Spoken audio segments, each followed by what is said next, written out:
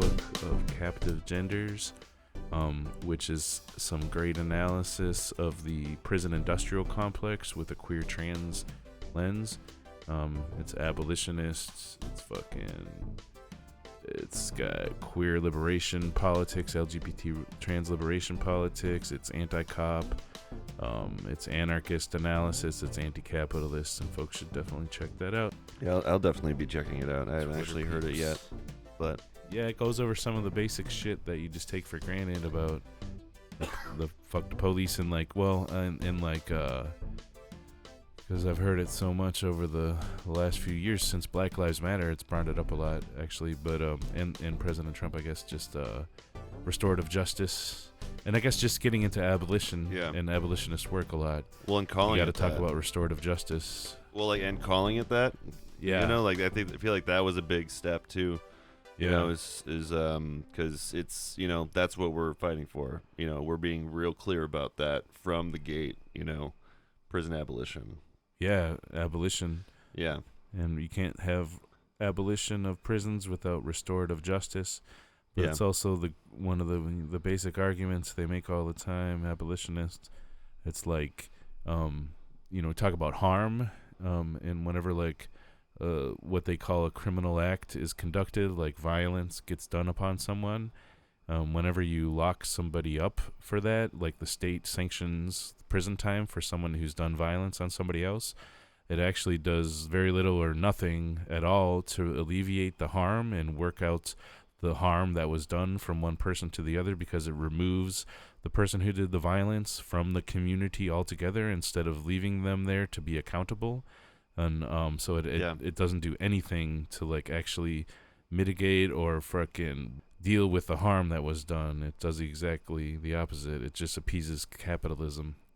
Yeah, and there's no recuperation planned in that kind of setup. You know what I mean? Yeah. It's just like you're due time. Yeah, you're sent away, and when you come back, everyone hates you or doesn't want to hire you or then whatever. So much death that occurs, like death inside the prisons. There's social death, civil death.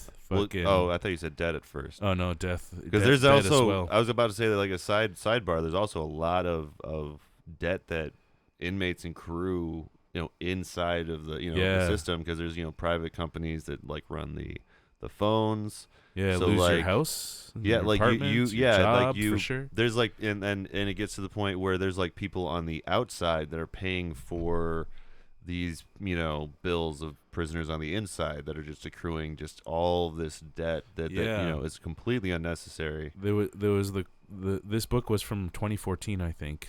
So it was some outdated statistics and numbers in there, but they had the number continuously in change. Canada. It cost $111,000 a year to keep someone in prison. And so there's that too, in addition to the debt that the individual is accruing on the outside. Just the debt to society that it costs to imprison someone when it doesn't reduce any harm. Yeah, with all the talk that people talk about taxes and everything, it's you'd think that they would care about that, Yeah, right. It's the conservative argument against prisons, right? That can appease lots of people that has sway on both sides, I think. Yeah, I mean, it's not strictly definitely. conservative. No, it's not. But No, I was about to say it's definitely not just conservative, because everyone still uses that kind of mentality, they did that. This person did something wrong. We'll just throw them in jail. It's like that. You stop thinking about that person the second you're like, oh well, it'll all be resolved. They'll be going in jail to go rot away in jail, and everyone's happy. And it's like, well, that's not really the fact that there's they're basically they're still alive. They're still as you say, rotting in jail. So I mean, they still are going to grow and change as a human being, as anyone will. Especially since the majority of the people that are in there aren't in there for any being any danger to society in any way. I mean, most of them are there for pretty minor offenses. Violence has to be taken seriously, for sure. If if there's someone like going around like domestic disputing everyone, that person needs to rehabilitate. And, and that's you're absolutely correct. Yeah, and but I just wanted to point out that like gotta watch out for that state terminology, because it's like there's sometimes like there's some real bullshit. So we're talking, obviously, if you're like committing violence on a partner, intimate partner violence. Yeah, I think that's a better way to describe it, because the state uses that. Oh, domestic violence. Yeah, it's disputing or whatever. It's not very descriptive. And they use it, for all types of situations. Like here in Madison, if you call the police for a domestic disturbance, even if it's just yelling, like a husband and wife that are yelling at each other, so if they get the cops called on them, they're like required to take someone to jail. What? And there doesn't have to be any like hitting that happened either. And so in that way, like the domestic disturbance phrase is like some bullshit state, like like prison type of shit. But, yeah. Well, I mean, yeah, absolutely, and that's kind of weird. Oh, we have to take someone to jail. That's just policy. Yeah. It's like, what? You got here and you assessed the situation. Yeah, it's really fucked up. Yeah, it's some state but shit, and they use it's the excuse of, oh, we're looking out, we're working against violence against women. That's like sort of the logic they use. Well, it's kind of like it kind of reminds me of a conversation I've had with some people about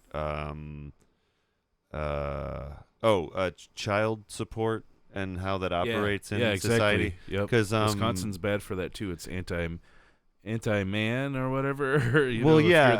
Not to sound like a fucking MRA or whatever. Yeah, but like, fuck MRA. I have definitely seen child support payments like hinder someone's employment ability. You know what I mean? Because if you have to make X amount of money at a place in order to even make like your bills, your month-to-month bills, because like such a big chunk is the child support, then you're putting that person in a really difficult position. And I've known people that have lost housing because of it, and like just really spiraled out of control just because they can never get a job that's good enough to pay the child support. Yeah. And like that, it's obviously like we need to have the systems in place to help a single parent, whether it be a man or a woman, to support their kid. Yeah, exactly. And if that wasn't a problem, then the child support thing wouldn't be a problem. I was gonna say, you want to tell me about this Extinction Rebellion? Not to just change the subject on you, but you were telling me you were at a meeting for the Extinction Rebellion recently. Yeah. What is that? Okay, so Extinction Rebellion is an organization that's international now. So I do have a lot of critiques about Extinction Rebellion for a good few reasons. Part of which I learned from my comrades over in London at the Dissident Island Radio podcast. Yeah. Basically, Extinction Rebellion was started as this one individual's PhD project for their PhD. What's it called? The thesis? I don't know what. Yeah, that might be the I master think one. It's thesis. Doctorate. It's not thesis. A thesis is for a master's degree. Anyways, fucking. Okay. Yeah, I never got that far. Or maybe I'm wrong. Anyways, so the fucking. I'll ask my dad next time I see him. Okay, yeah. Yeah, but it was started as this one single person's thesis, and I forget his name, Justin something. And so it remains, it has these stipulations, at least not so much here in the United States, it seems like, but over in the UK and Europe, where it's the biggest and it started, there's stipulations or rules written in that gives the people at the top the most power and the most say in what happens and everything. So that's definitely one critique I have of it. But as far as my experience engaging with it here in Madison, which is very little, just today, it seems to be a place where you're people who aren't necessarily doing other kind of anti-capitalist organizing can organize I would argue militantly direct action stuff, as opposed to just protests that are just for show and whatnot. So Yeah, that's what it seems like here at the yeah. Well, I was gonna say, do you think that's a valid I don't know what I'm trying to say, a great form of protest, the kind of I guess focused on the issue and kind of rallying around that issue and organizing around that specific issue?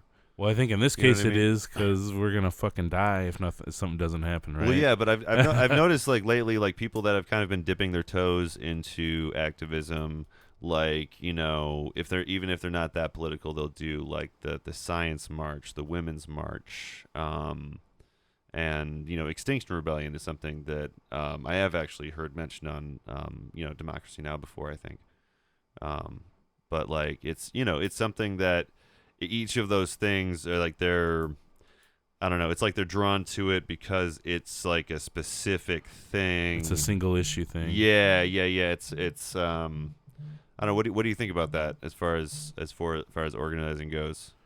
I think do you think that it's enough, or if it should be like a kind of starting point for people? So I talked about this a little bit on my last podcast, episode 9. Yeah. Or at least I talk about like the differences in organizing around the two things, which is slightly relevant, I suppose. Yeah. But basically, when you're starting an organization that's like going to be organizing around anti-capitalist things and like toward revolution, toward a liberatory society. Yeah. The organizing is going to be a lot different. You're going to be trying to target a different kind of person, and so that's why what you do is going to be different. So yeah, we just went over like how do you build a single action around a single issue, is really analogous to building a hip-hop party or a hip-hop show. It's like but I mean, minus the impetus for coming out to a hip-hop show is have a good time and relax, whereas that's different.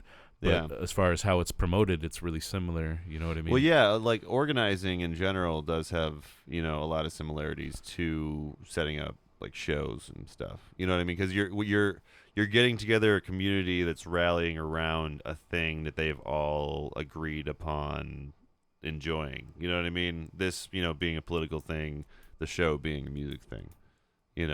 But generally, yeah, it's you have to make sure that people are at the doors. You have to like, make sure that, there's someone that's like, I don't know, keeping conversation going, or those what are those laws called? Robert's rules of Robert's orders, rules, procedural. you gotta have like a few like things like going to like make sure that an event like is conducive to community organizing. You know what I mean?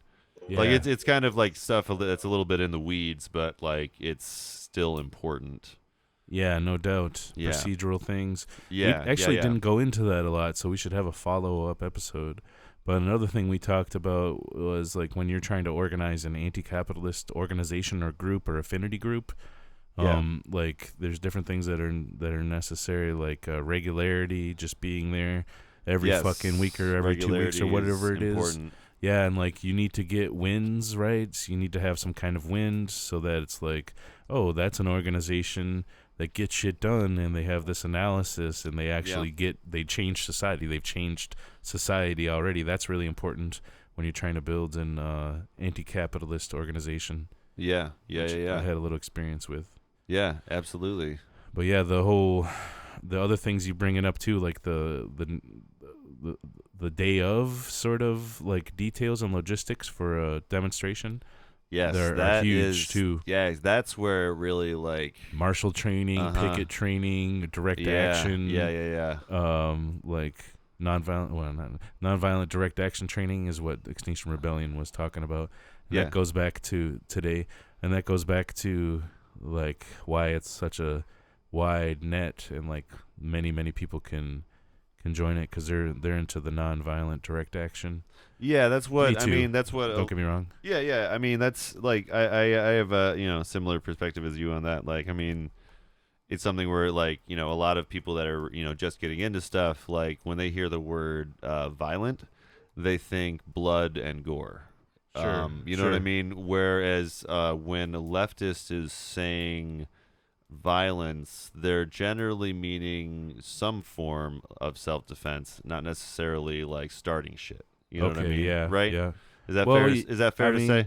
I mean, like, yeah, that's pretty good. But short of like, you know, even with the bloody Molotov stuff, cocktail, even with the blood, rushing. Well, but like, I'm saying there's like a different analysis that happens around. But like the violence. goal isn't bloodshed. You know what I mean? Like right. We try to we want a society without that. That's like when without people that, hear we're working for a society without that. Yeah, exactly. But yeah, it's kind of one of those words that is a trigger word for some people that aren't used to political terminology and the history of it. You know what I mean?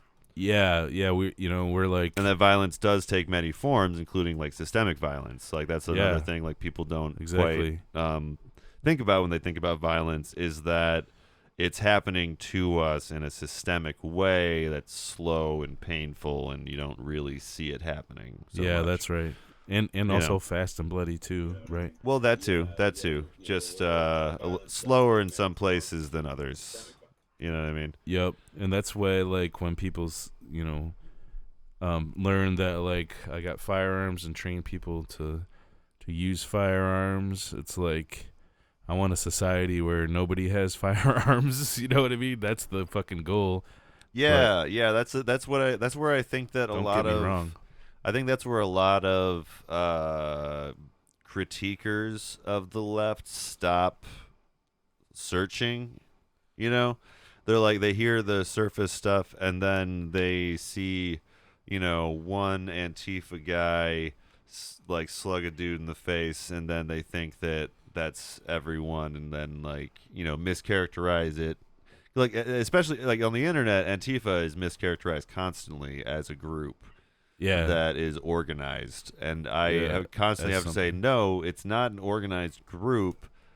It's anarchist in nature, so you can't claim that. You know what I mean? I don't think it's anarchist in nature. It's like there's all types of anti-fascist deplatforming, ways and techniques, and I guess it can be, there's liberal fucking Antifa. There's all types of Antifa. They attempt to create this group of people named Antifa so that they can legislate against it. Yes, and then use it against the left in general, not just people, even people who aren't into deplatforming. Yeah, which is like, I don't know, deplatforming with violence is not, there's nothing. I think there's strong theory and also evidence to show that it's pretty effective. So yeah, even the person who's the Antifa person who punches the Nazi in the face, that's not necessarily negative. Well, yeah, like and I also they act like that he killed a guy. You know what I mean? Right, they talk about that incident like there was a murder on their hands, and it's like, no, they just punched a guy. Like, you didn't fucking run someone over. It's apples and oranges. Like, this is why are we even debating this?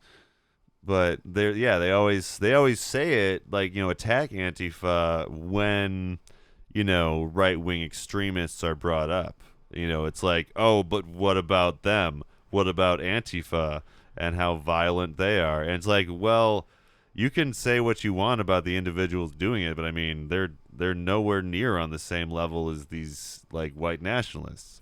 Did you hear that they were talking about, fucking Antifa should be a domestic terrorist, labeled as domestic terrorist?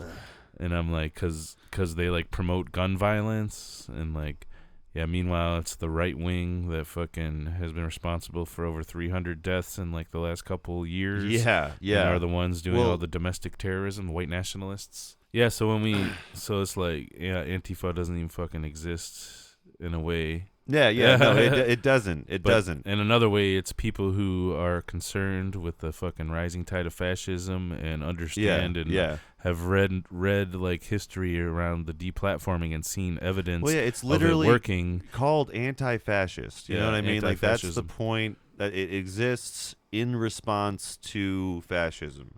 Yeah. It doesn't need to exist if there's no fascism, or like build up to fascism. Yeah.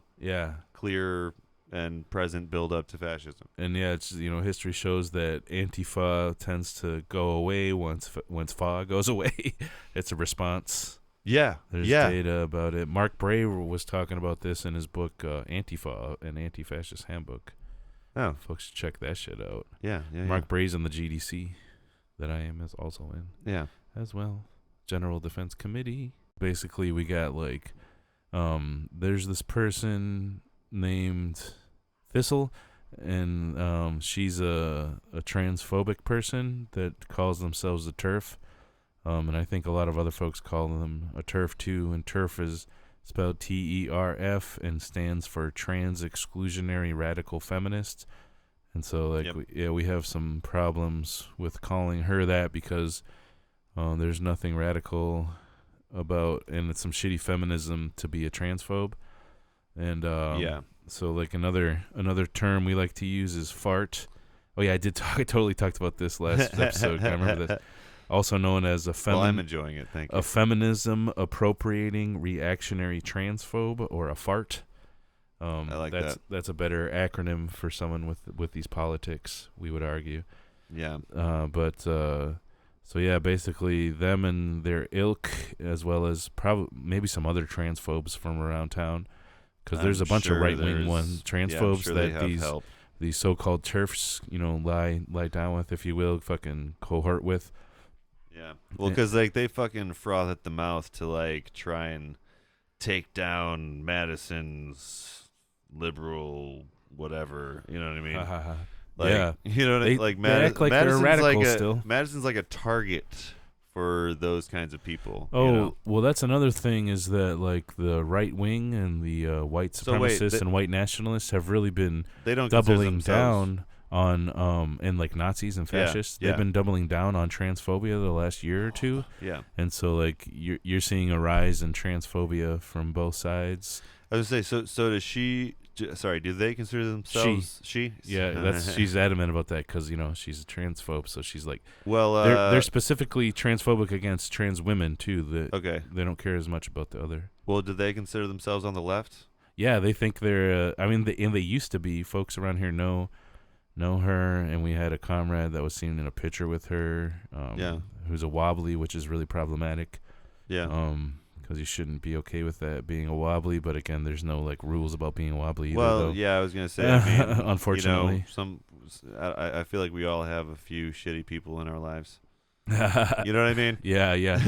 Like you can't avoid them all. And this person isn't that shitty besides this kind of things. But anyways, so well, it's just a shitty thing to be so excited about. You know what I mean? She was like a radical. I say you know what I mean a lot. Environmental activist.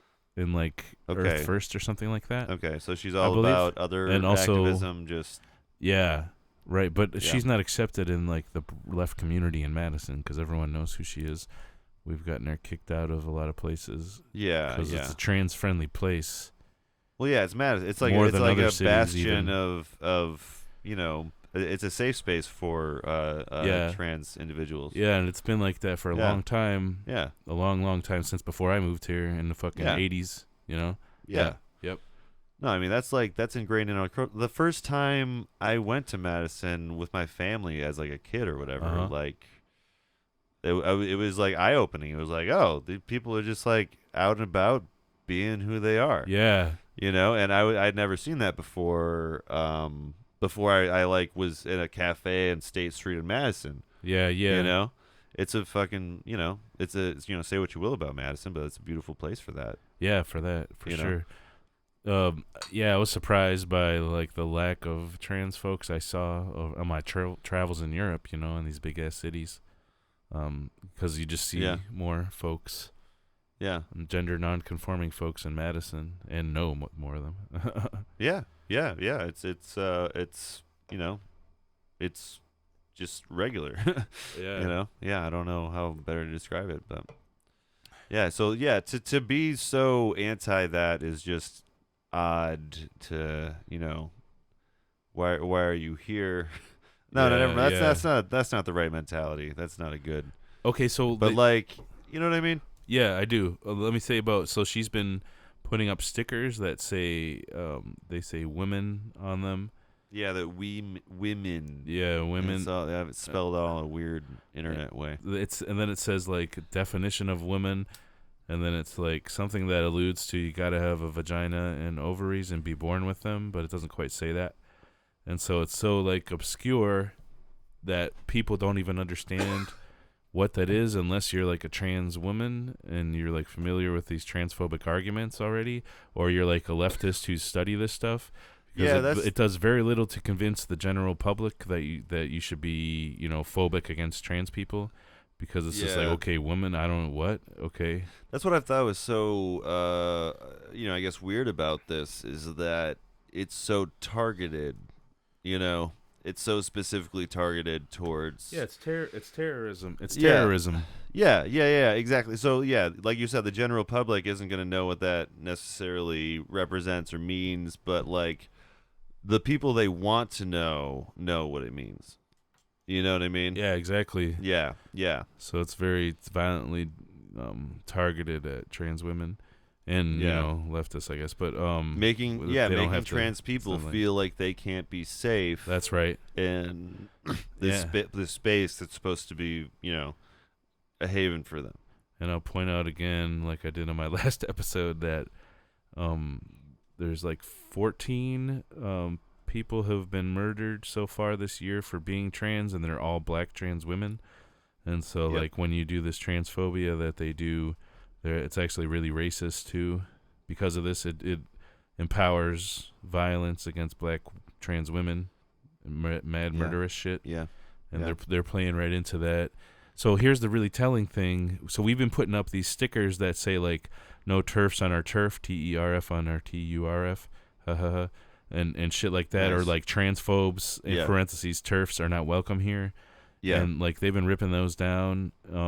But then we put up one that was like uproot hate, and basically it's like a picture. Comrade made it, and it's a picture of a hand, and then it looks like some dandelion that they're uprooting, and then it says like fascism, and then it says like sexism, it says racism, and then it says transphobia. Yeah. And so and then they've been going around to these ones, and they've been putting a marker on the transphobia part. So like, but by saying that, they're saying not only they're like not even lying about how I'm a transphobe when they do that. Like I'm transphobic, which is like, I don't know, some blatant just they're just ignoring that that's a thing. You know what I mean? Yeah, they're admitting that they are transphobic too. It's like a worse argument than being like, because usually they pull out the, like with me, I'm a heterosis white male, so they pull out the, you're being oppressive against women if you say anything, if you critique me at all because of my identity. I have the correct politics, basically. Yeah, it's But in this case, they're saying I am a transphobe. As the right would say, it is like weaponizing your identity. Yeah, that's exactly what it is. Yeah, and so this person has gotten in bed or fucking worked with the Heritage Foundation to try to sue some people who were organizing against her online on Facebook. Yeah, the Heritage Foundation's like, fucking conservative. Foundation that does all sorts of homophobic and transphobic bullshit, and so it's really telling and really obvious that you're not on the left. Yeah, you know what I mean? Well, and like the fact that they and to just go back to the blacking out thing for a second, like the fact that they just blacked it out, and like they couldn't bring themselves to take the sticker off, right? Because they agree with everything else. Exactly, because then they'd have to racism, they'd sexism. have to like. But if anyone saw them tearing that off, they'd be like, "Oh, well, you're not okay with people uprooting hate. What's up with you?" Yeah. And so instead they just fucking put a little Band-Aid on it, pretend it never happened. Democrats at a graveyard, they won't save you now. Capitalists not save ya, don't get a jinx somehow. Democrats at a graveyard, they won't save you now. Capitalists not save ya, don't get a jinx somehow. Welcome back again, my friends, to the never-stopping land. Cue the capitulation. Well done on the lack of men. When you gotta come in and kill them with your acumen. But what's lacking is an astrally projected cinepath analysis. Democrats should be a practically rejected legit path for social bliss. Bureaucrats that severely necropolize social moves and hold us back with so much myths. Share a draft that so clearly can verify total proof that Democrats don't cause conflicts. Hearing that they'll suffer heat unbearably. Don't make moves that make a mess for capitalists. Here to chat on that with me, please share with me, cause we all lose. What did you miss? Your hypothesis legit, a riff for rightward shift. Democrats at a graveyard, they won't save you now. Capitalists not save ya, don't get a jinx somehow. Democrats at a graveyard, they won't save you now. Capitalists not save ya, don't get a jinx somehow. Democrats at a graveyard, they won't save you now. Capitalists not save ya, don't get a jinx somehow. Democrats at a graveyard, they won't save you now. Capitalists not save ya, don't get a jinx somehow. You were talking about the therapy of organizing earlier. Yeah, just the therapy of organizing. I just dropped that like phrase, and you're like, yeah. And I wrote it down and just said it verbatim. Oh, we were talking about it because I was like, I need like I feel really good and fulfilled when I like fill a lot of my time with like organizing and do like tons of shit. Yeah. And I've been doing tons of shit recently and like feeling really like fucking not anxious and like thinking about how pointless life is as much. Yeah, I was about to say, like, I've definitely like been feeling it, not being able to help with the food share thing because of work, and like, you definitely feel better when you're out there, at least trying to, at least doing what you think is helping mankind to the best of your knowledge. That's right. Like, that's what every human's should be trying to do, is helping mankind to the best of their knowledge or whatever. To the best of their knowledge and people kind and whatever. Humankind. And when you're not organizing, you just tend to think that that's futile. You know what I mean? And you get, like, anxiety, it's overwhelmed. Like, why would I do anything? I cannot make no changes. Yeah, I think that like before I got into organizing originally, like the whole problem for me was the fact that it was so big scale. I was like, oh, well, I can't help anything on like a national scale, so like I can't, why even try? Right. But like you can do plenty of things on a local scale. Yeah, create social change. Yeah, just like shit. I mean, just fucking hanging out with the right people at the right time is enough sometimes. You know what I mean? Like, just being there for your community. Yeah, well, that's what part of organizing does too. Is like you get to communicate and like cooperate with people and fucking have like back and forth and like working towards something bigger, even if it's tiny and local or whatever. That's like so fulfilling. And we were saying earlier about the Bread Book by Kropotkin, talking about mutual aid and fucking people are just as a species or whatever, part of our way that we survive is that we help each other, you know what I mean? And so like being isolated from each other or whatever can have detrimental impacts. So it's like you do the organizing because you get to be with people, and then being with people makes you realize that the organizing is actually useful because then you kind of like see it all better. Well, and it's like, sorry to interject, but like, it's cool that like what's cool is you get to interact with and organize with people that you don't like, you don't have ties to, you know what I mean? They're just other members of the community. So it helps you to kind of see the bigger picture a little bit and help you to, know that there are other people in your community that are also reaching out and trying to make a difference. Faith in humanity shit. Yeah, exactly. Yeah, and but then hopefully you do get to have ties and break breads and get closer. Well, absolutely. That's important too. Absolutely. Yeah, no, definitely not to discount that, rebuild but like the commons. But you do it does teach you to build bridges with people that you have nothing in common with except for the fact that you care about your community. Yeah. You know what I mean? Like, you're not drawn together because you all like the same movies or music or something. Or each other. You're drawn together because you're like, dude, shit's fucked up. Let's fucking do something about this. Yeah. And exactly. that draws all kinds of people. So okay, that makes me want to talk about Extinction Rebellion again. Go for it. Just go right back and do it. 'Cause then it's like I don't know what. Anyway, so they 'cause just about the critiques that they have, but also the good parts you hear too. 'Cause when I was on Dissident Island Radio, y'all should check that out. I think it's 234, episode 234. I was on. There was this faction. Yeah, there was this faction that was on, and they were like an anarchist, anti-capitalist faction that operates inside of Extinction Rebellion, and they had just formed and whatnot. And so they actually had like a slate of politics that had anti-capitalist and liberatory views.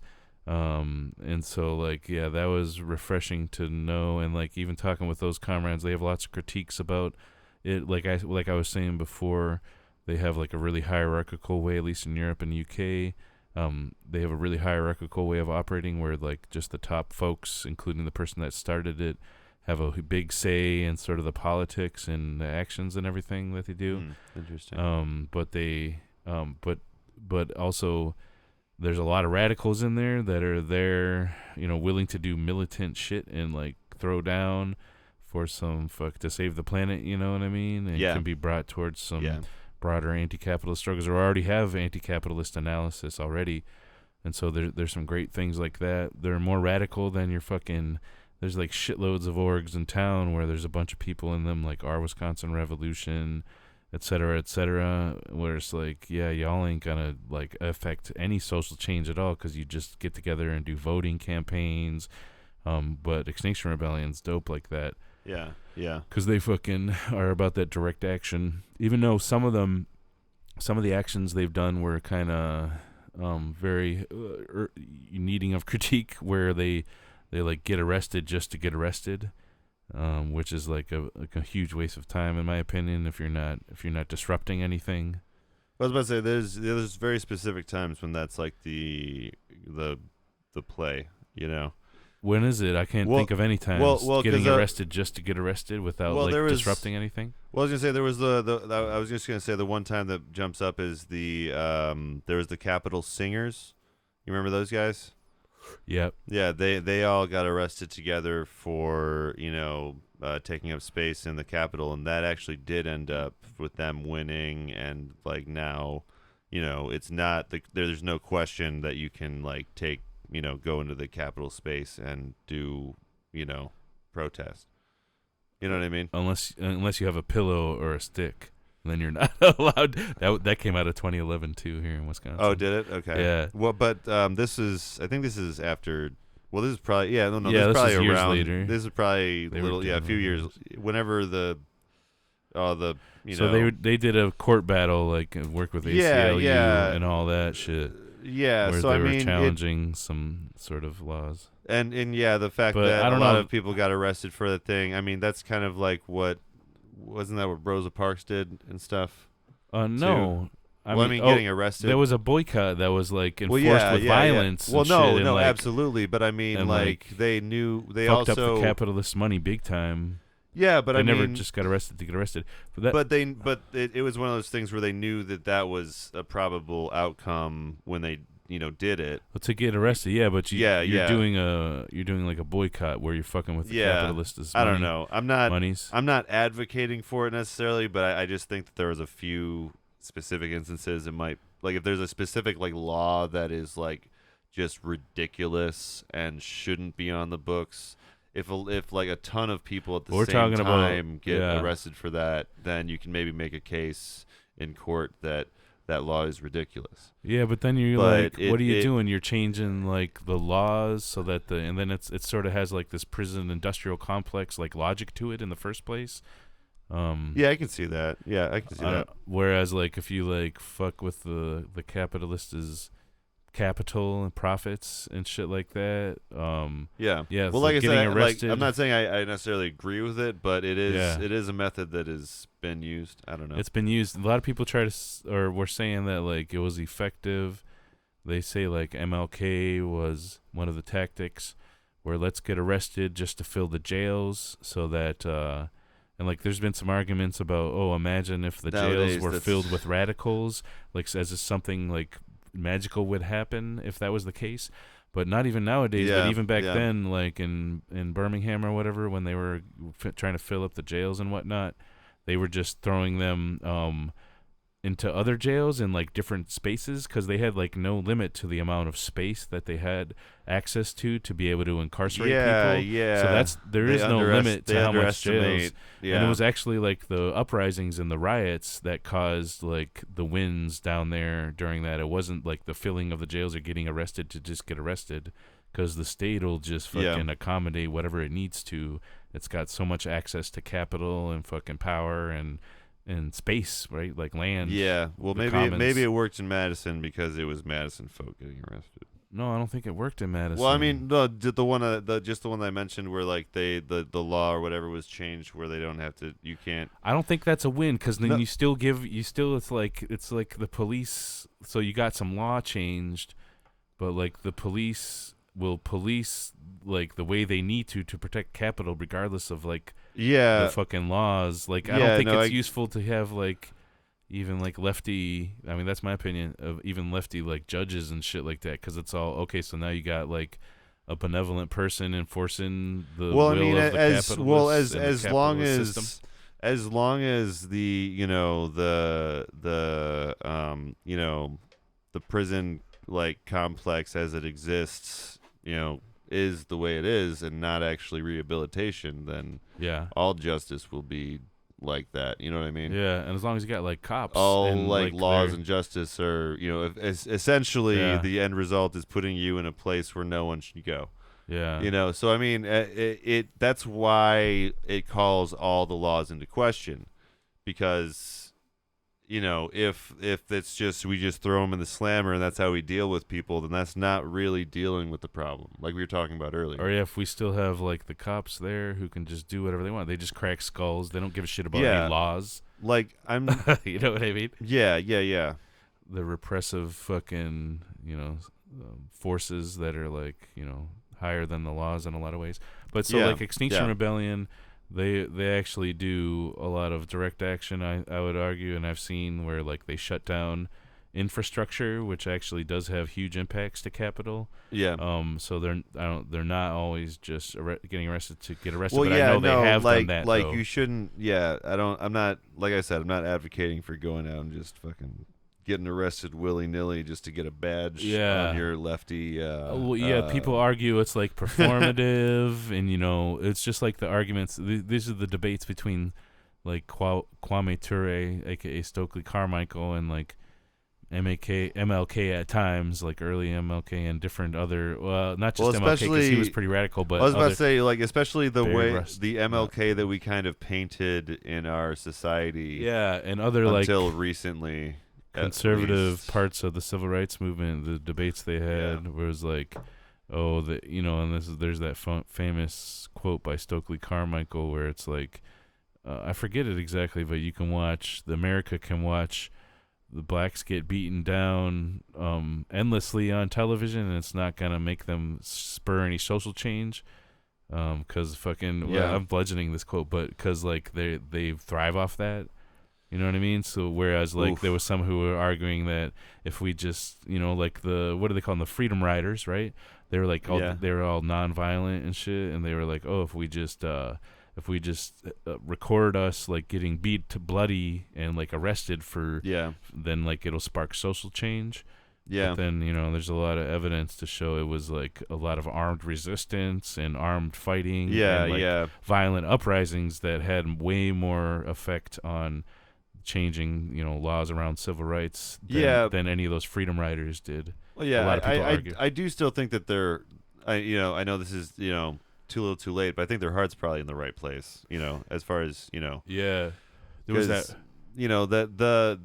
the sentiment for the complete nonviolent movement is like good in theory. It's just it was like bastardized and used to basically submit us, I think, for a while. They basically used the whole like nonviolent pacifism like mentality to pacify everyone from even like taking part in like what they called for a long time really extreme like political activity. You know, like environmental terrorists, as they were called.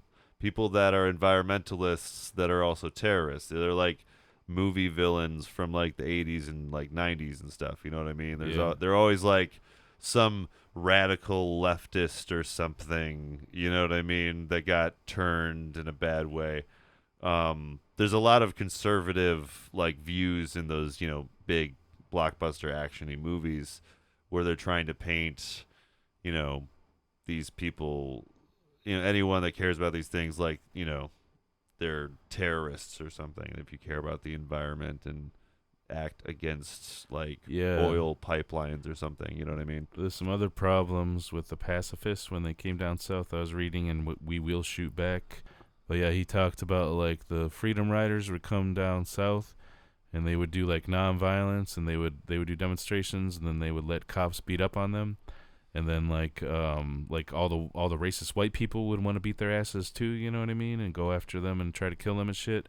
And like they would often go to like black neighborhoods and like bring these crowds of rioting fucking white supremacist southern white folks into the black neighborhoods. That was a common thing, like looking for refuge, you know. That was a tactic that Freedom Riders used. Whereas like that's black neighborhoods that like engaged in armed resistance didn't have to deal with that shit, like because they were able to keep those white racists at bay by shooting them and shooting back at them and shit like that. Yeah. There was that aspect of it too. Because I mean, it was rarely them. It was rarely them initiating the shooting. You know. Yeah. It was like, hey, you know, if you're gonna keep shooting at me, I'm gonna shoot back. Right. Yeah, so pacifism actually brings a lot of violence on communities, you know. Well, yeah, especially the thing you said about marginalized communities. About running into their communities, like that seems just kind of just not cool, I guess. You know, like you shouldn't just bring the thing that, you know, is your thing into a community that did not ask for it. Like, that's just shitty to do. Yeah, and they wouldn't have fucking went after them except for they're pacifists. They're easy targets. You know what I mean? Yeah, well, it's by people who are already fucking violent as fuck. Yeah.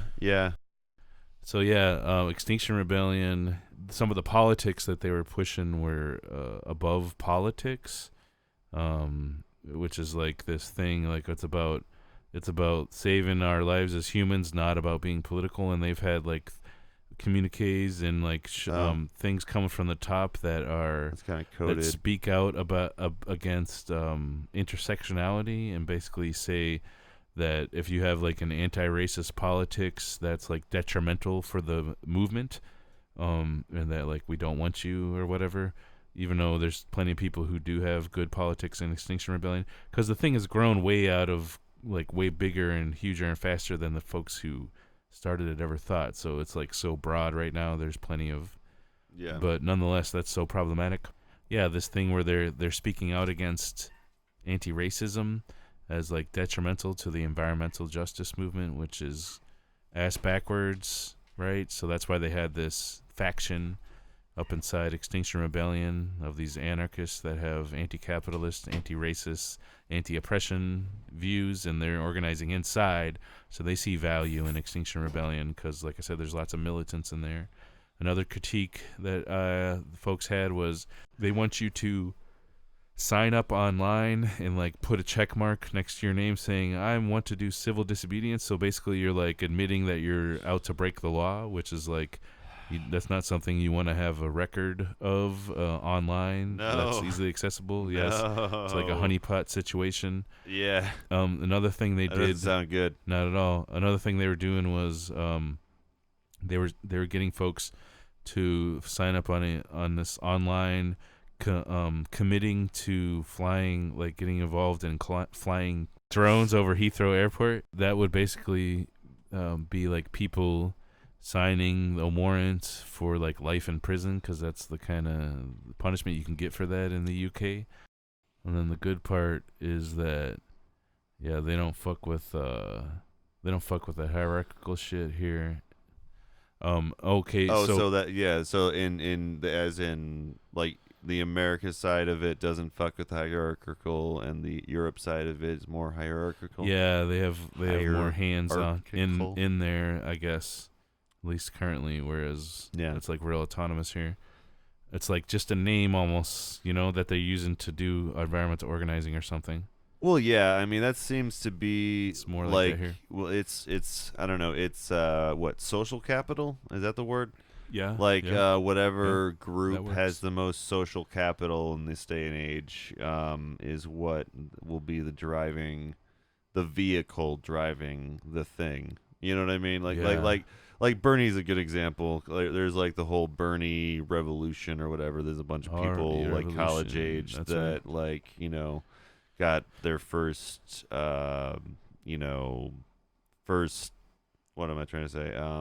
first experience in organizing in the Bernie movement or whatever. And then there was the group that the Bernie Sanders people made after the election that was still trying to do the things he was talking about. And I've still run into people that are, either active in that or have been or something.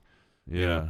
So I mean, it's one of those things where like they're utilizing the fact that Bernie had all that momentum to then, keep the conversation going, essentially, of what he was, talking about. Yeah. But didn't really end up doing shit but getting involved in elections. Well, yeah, I mean, it's more electoral stuff. But I mean, I will say the people that were involved in that also got involved in other things were like pretty decent folks. Yeah, you know there's what lots of good politics came out of that. I met a lot of great people that were ex Bernie folks, ex our revolution folks, right? So I mean, it was good in the sense that it was kind of a training ground for beginners into organizing. Yeah, because you need to figure out that stuff for yourself and try out groups and fucking see what happens when you organize and stuff. So Extinction Rebellion in the States, doing direct action, trying to save the earth from the capitalists' nasty carbon polluting energy infrastructure that they have. And I was talking to a comrade earlier about renewable energy, because basically a lot of folks don't know that 100% renewable energy infrastructure is possible right now. Absolutely. Yeah, because I've had this conversation with a lot of people. Yeah, the idea, and this is what the energy companies push out. They even had this at the Milwaukee Museum, where they had this game that I forget what the energy company there is, but you had to choose between diesel, coal, or fucking renewable energies, and the argument is that if the sun's not shining or the wind's not blowing, and renewable energies are like not practical to use because they're inefficient. But that's garbage because there's nothing less practical than destroying the earth. Yeah, and also there's tons of ways to store the electrical energy that is produced from renewables. There's plenty of ways even to use solar heating and thermal energy and turn it into electricity. Yeah, there's like hydrolysis, and so basically they talk about like, a diesel power plant is ideal for energy spikes, like in the summer when air conditioning goes on and it's hot during the day. Renewables can't meet that demand, but really that's capitalist. That's not true. That's capitalist profits. Logic is what it is. Well, it's just not as profitable is all. Because first of all, you'd have to build a huge infrastructure, which would create a bunch of jobs, by the way. For a while. From day one, when people started talking about renewables, and saying that it would destroy jobs, I'm like, what are you talking about? Yeah, it would create tons of jobs because there's a bunch of infrastructure. It would create easily as much jobs as it, quote, destroys. Yeah, and so you can split fucking, water into hydrogen and oxygen through the process called electrolysis. Using electricity, this is a very simple process that you can recreate in your home very simply. Even you can split water into hydrogen and oxygen, and you can store hydrogen as a gas, and you can create. So you can't use the same turbines the same way as in a diesel turbine generator, but you can create. They do have turbines that they've done, like they've made one at least, even though they're not widespread because they're not very cheap to make, right? Yeah. So that's why they say, oh, it's impossible. It would cost a lot of money, and have to take a lot of fucking work from a lot of people to create an infrastructure like that. But you can combust more hydrogen over a turbine and create energy just as quick as a diesel powered, power plant. And so also there's like simple things like fucking taking the electricity that you create, running it through a motor and making like a flywheel spin. They have these flywheel energy storage units that exist to this day, right? Some energy companies use them, where it's just like this big, warehouse where they spin huge, massive wheels around. And then it spins and spins because there's very little friction because it's very highly engineered. And then fucking later when they need the energy, like maybe a day or two, that big wheel's still spinning from the momentum, and you can create electricity back from it. That's like a legitimate mechanical way that you can store energy that we could utilize more. But really, like the hydrogen combusting, there's also, what is it, like liquid air? There's like a liquid air system that you can do too. That's like, and these things like there's no carbon dioxide when you combust hydrogen. The byproduct is water. There's no carbon dioxide that's created. Yeah, well, there's also those algae pools that they can make that I forget. I have no idea how it works, but like it supposedly absorbs energy. Yeah. And you can through a biological process. Yeah. I don't know any of the science on that, but I remember watching it on you're documentary. harnessing the energy of the sun. But yeah, like, and that's the thing. Like, it's when they simplify it, like, oh well, what about when the air isn't blowing and the sun's not out? They're like completely ignoring every other renewable resource, renewable energy option. You know what I mean? They're just pretending that doesn't exist. Yeah, and honestly, you don't need it. All you need is wind and solar. There's no need for all these fancy wave generators, yada, yada, yada, etc. I think that depending on the environment that you're in and, what you have access to, there's going to be other forms of renewable energy that you'll take advantage of. Yeah. If you're next to a volcano, fucking thermal energy. Yeah. If you're by if you're on the coasts, like there's hydroelectric energy. You have to make the energy grid to the natural existing environment. We have to. Yes and no, because we also have like technological. So anyway, if you covered up like 14% of Nevada with solar electric panels, you'd have enough electricity for the entire country. Yeah. Also, like, hydro's good choice, but like it also has like one of the largest environmental impacts of most of the solar energies, even though wind and solar hydroelectric. Because you're always doing something to a water system when you use the hydroelectric's like the like one of the lesser efficient ones that we just have utilized for a long time. I'm just saying easy. I'm just saying, like, if there's there are a few places I think that I don't know, it's made it's made energy at least a little more efficient, a little less reliant on gas or whatever. But it does come with the environmental impact of changing, and like the giant dams and everything. We really have like affect this, everything. Yeah, we have this archaic electrical grid in the United States where like the western half of the country isn't connected to the eastern half at all, except for like at a choke point in Galveston, Texas, or some shit like that. And so like that could get upgraded, and you can easily produce enough electricity for the entire country from where the sun is hitting, you know what I'm saying? There's environmental impacts of covering up 14% of Nevada too, though. Don't get me wrong. Well, yeah. There's that, and you have to clean them fuckers. You have to make sure more jobs. Because if you don't clean the solar panels, then they don't absorb the energy.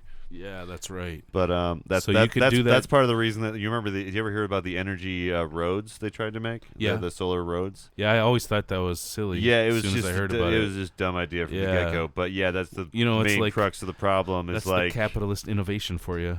I know. They're like, oh wait, I can make money off of this energy. Yeah, and if it's novel, you can get people to invest in it and like excitement. Yep, that's what it is. Yep. That's why I was always like skeptical about like all of like the when people started getting excited about being green on television and stuff. Yeah. All the channels were like celebrating being green. I'm like, this isn't a good sign. They're commodifying this movement now. Yeah, and for sure. Like the people that are commodifying this movement are the people that are perpetuating it. Fucking A. Yeah, but yeah, I remember seeing that changeover though to where it became popular to be green. Do you remember that? Like maybe I don't know, mid 2000s. Green capitalism. But yeah, and like there's nothing wrong with being green. I'm obviously I try to be as green as I can. Yeah, but like capitalism won't save you. But just being green in the sense that like, oh, I just like the idea of it is not very deep. Not at all. So that's a thing that we have to like a possibility that we have here in the coming. Like I'm bringing this up because of the climate strike on September 20th. There's going to be a demonstration here in Madison, but be dope to see some more direct action or something. But anyways, like putting demands on like the government or something, public policy makers to fucking do more renewable and like stop fucking making up excuses. Oh, we can't do it. Yeah, because you're trying to leave it to like the capitalist system and you just need to do it or whatever. But yeah, demanding more renewables, I think should be a huge part, or should be a big part of like how we move forward, putting pressure. But the fucking demanding like 50% renewables in like a year or two, I think is a feasible thing. Like we can do shit like that. The New Deal put up shit like that. Yeah, exactly. Like during World War II, we got shit in gear and made war happen. Yeah. Through public policy, not through like letting the capitalist system do. I mean, like the free markets. Excuse me. Yeah. It was a capitalist thing. But. Yeah. I'm not saying it was right, but I mean, when we put our fucking like nose to the grindstone or whatever, we can make shit happen. So yeah, that's what we just talked about, the Green New Deal basically. Plus bring some industrial shit back into the US. But let's not wait for like benevolent representatives to pass it in some sort of legislature though. Like let's demand that always shit directly. Pressure. Yeah. That's the thing, like no matter how I vote or whatever, like, or how you vote, like, you should put pressure on that person, whether, because if you don't, they're just going to build their career, they're just going to think about the next voting cycle and, whether or not they're going to get your vote next time. And you need to show them that, like, hey, listen, you're not. Plugs. Yeah, for sure. Plug. The plugs. These are the plugs. The fucking plugs. 2 plugs. 2 people, 2 plugs. Plugs. Nice. Cool. We got a plugs theme. All right. So, what do you got? What do you got? You got any plugs? Sunday we're doing Captive Genders discussion group. So the audiobook that I recorded, we'll be doing a discussion on that. So check that audiobook out. If you're not a reader, you can give that a listen, and then come in on Sunday at 4:30 p.m. at the Social Justice Center at 1222 Williamson Street, 4:30 p.m. And then September 15th, the General Defense Committee here in Madison, we're doing a screening of a documentary about environmental justice and activism, and like what ideas around direct actions to do. Probably an episode of Trouble, like Killing the Black Snake or something like that. And we're gonna have like discussion around that, and also some food served. And then also Sunday is a screening from St. Louis Comrades that I got hooked up with recently. They created a documentary about the Ferguson uprising, and it's basically pro-uprising documentary. They're going to be rolling through, and we'll have that. I don't have a venue for that yet, but we'll get that started, and I'll get some folks to co-sponsor it and shit like that. And then September 20th is the climate strike, which is happening. We're starting at the Capitol, going at 12 or 1, I think. And then it's like 12 to 1. And then at 1, we're going to go down to MG&E, and then back to the Capitol at like 5. Okay. So, yeah, those are my plugs. And, for my plugs, same as usual, I guess. Check out Rolling Stoned podcast and Hero Worship. Those are my 2 other podcasts. I'm also looking for Hero Worship. I'm looking for people to play characters. If you want to, play some characters, be a little ridiculous, take a listen to a couple of my Rolling Stoned episodes and give me a tweet or something.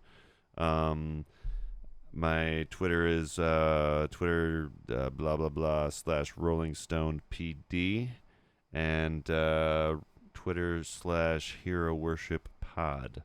So yeah, check those out. And if you like what you're hearing, share it, talk about it with your friends. I don't know, listen to it loudly at work. Do whatever you have to. But, I appreciate all of you guys, and I appreciate you guys listening to Lil Guillotine on his podcast here. Woohoo. Episode 10 in the bay. In the bear. Peace out, y'all.